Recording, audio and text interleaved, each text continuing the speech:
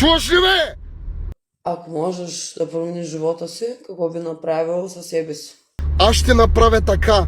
Целият град Ямбол и целият град Сливен и цялата страна да знаят, че аз съм ти причинил тия неща.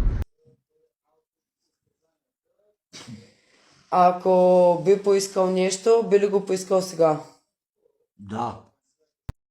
И лично съм приготвил един буркан, напълнил съм го с моята урина и съм го оставил хубаво да ферментира. Поискането ти е лично ли? Винаги е лично, всяко мое поискване.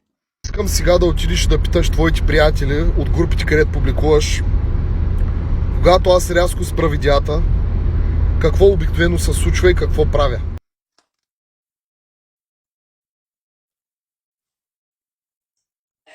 Става?